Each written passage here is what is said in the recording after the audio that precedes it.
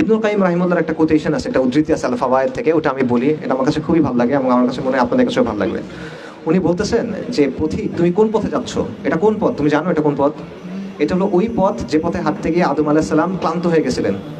এটা ওই পথ যে পথে হাঁটতে গিয়ে নূহ আলাইহিস সালাম কান্না করে দিয়েছিলেন। এটা ওই পথ যে পথে হাঁটতে গিয়ে ইব্রাহিমকে আগুনে ছুঁড়ে ফেলা হয়েছিল।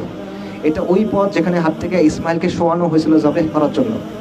এটা ওই পথ যেটার জন্য সস্তা দামে বিক্রি করে দেওয়া হয়েছিল ইউসুফ আলাইহিস সালামকে, কারাগারে থাকতে হয়েছিল থেকে কয়েক বছর। এটা ওই পথ যেখানে হাঁটার জন্য জাকারিয়াকে করাত দিয়ে দ্বিখণ্ডিত করা হয়েছিল। এটা ওই পথ যেখানে যাওয়ার জন্য জবেহ করা হয়েছিল সাইয়েদিনা ইয়াহইয়াকে। এটা ওই পথ যেখানে আইয়ুব আলাইহিস সালাম রোগে ভুগছিলেন। এটা ওই পথ যেখানে দাউদ আলাইহিস সালাম তার কান্না সব সীমা অতিক্রম করে চলে গেছিল।